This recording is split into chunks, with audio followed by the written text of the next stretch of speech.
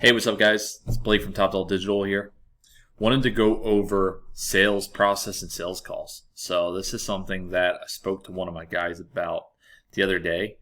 I was diving into his calls from a call center and some of the issues that he was having with a very low booking rate through that call center, anywhere around, I think it was about 10% booking rate, which is really low for this industry. So he wanted me to dive in and listen to the calls and see if I could find the issue. And right away, it was pretty apparent there were two major things that I caught on to with the calls. So wanted to address this for you guys who are either doing the calls yourself or using a call center, of things to look out for if your booking rate is under 40%. Should be at about 40 to 50% at least. One thing to keep in mind, some of you are probably like, yeah, I close 80 to 90% of my calls. There's a chance that your prices are probably too low at that point then. So if your rate is above 65, 70%, you probably have a lot more wiggle room than you think to raise your prices. And that's why you're closing so often, which obviously is a benefit to you and your business if you're able to raise your prices. So keep that in mind. But back to the point at hand, there were a few things I picked up on from this call center that were really lacking and putting this company in a position to not close deals. So I wanted to talk a little bit about this quickly for you guys, and hopefully this helps some of you, all right? Because not everybody has a background in sales when it comes to the junk removal industry. So a lot of you guys are taking your own calls, and maybe you're either not doing some of these things or you're doing them, and it's holding you back, okay? So the first thing was very obvious, and it was wait times. There were customers who were waiting at least a minute, some as long as 5 to 6 minutes, which is completely unacceptable. All right, so if you're utilizing a call center or if you're utilizing someone to pick up the phone for you, they cannot be leaving these customers on hold for a minute plus. All right, it's just, you cannot do it. So that's the main thing. That's obvious. Let's get that out of the way now. The other thing that I was noticing in these calls was the call structure and listening to the customers' responses to the call center. They were getting more and more confused as the conversation wore on. I'm here to tell you guys, a confused buyer never buys. And the junk removal industry is very confusing to your customers, to 90% of them. They have no idea either how this works or they've just never done a junk removal pickup before. And a lot of them are uneducated to begin with. This is why you get calls for people looking for free pickups, people looking to donate items, or they think you're the dump yourself. It's because they don't have an understanding of the industry, okay? And they're also used to people picking up scrap metal for free. So they just accommodate and think that, oh, well, because somebody picks up scrap metal for free, people will pick up your junk as well. And that's why you get these calls from time to time. So most of your customers have no idea how this works, all right?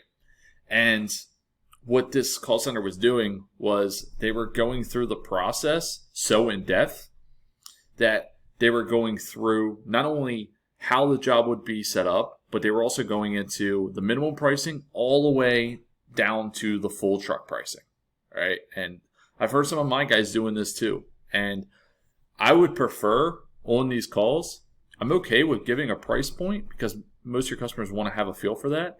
But when you give such a wide range, $150 to $600, and they don't know what a full trailer is, then you're going to lose people just off the fact that they're now thinking that the cost of the service for them might be up to that $500 to $600 range, when in reality, you might be closer to a quarter trailer or a half trailer at $150, $250, or $300. All right, so that's the first thing I want to touch on, because when you give such a wide range of outcomes, you're getting that into the customer's head and confusing them to the point where now they don't even know what the price is. And that's what was happening here with the call center. So I would rather, if we're going to dive into pricing with somebody and not go strictly with an on-site estimate, I would rather give a much smaller range, all right? Give them that range between a half trailer and a 3/4. Give them that range between a 3/4 and a full truck. But do not give them from starting point all the way to full trailer. Because even if you explain to them and say, yeah, our full trailer is this size, most of them still have literally no idea what that is and how much junk that full trailer will fit. All right? So a confused buyer never buys, guys. Simplicity is going to be key in navigating these conversations. The other thing was they were blabbing on about stuff that didn't need to be even talked about in the call. They weren't getting to the point of the sale. Another thing I noticed, and this is for a lot of you guys, you're not assuming the sale. All right? You're jumping in there, you're either nervous, there's a lot of a lot of uhs, you're not confident about your price. Your customer can read that from a mile away. They can sense tonality. They can tell when you either aren't confident in your price or you're deciding your price on the fly. So don't do that. And you need to assume the sale. So when you come in, they called you, they have a problem that they're looking to solve. Again, you're not going to close everybody. It's not realistic. But a lot of you aren't closing people that you should have closed because you're not taking that person who has a problem and who is willing to pay for the service and closing them the right way. You're not on that call and understanding what they need removed and then saying, all right, well, I've got availability for Wednesday, 10 to 12.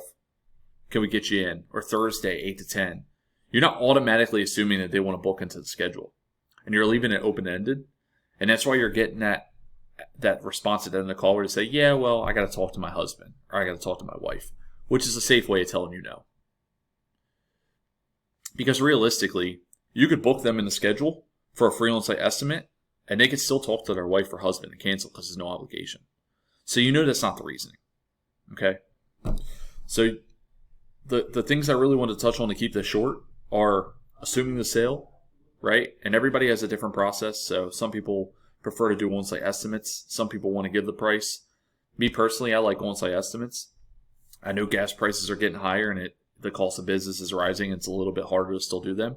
But I'm confident in the fact, based on the thousands of sales calls that I've reviewed, that the businesses that are doing on-site estimate are making more money than the amount of money people are saving in junk removal by not doing on-site estimates, if that makes sense. Okay?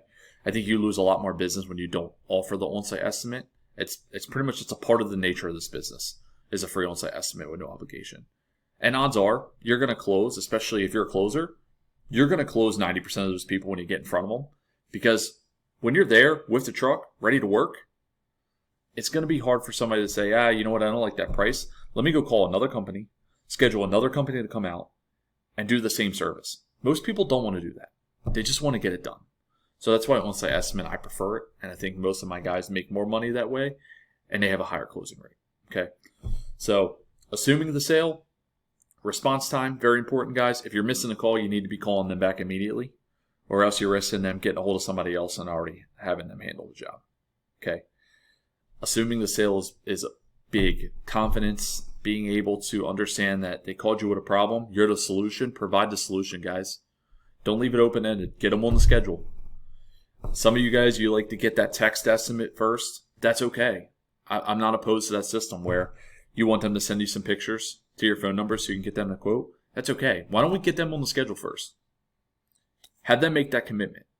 Don't risk not getting them on the schedule, telling them to text you with pictures, and them not texting you those pictures. You have them on the call, lock it down now, and then set up for that estimate after you have them on the schedule. All right? You're going to book a lot more jobs that way, and you're going to get a lot more people to commit. You're not going to risk them backing out or not sending you that message. That's at least my input based on all the sales that I've listened to in this industry. So I hope this helps you guys. Again, assume the sale. Have the confidence.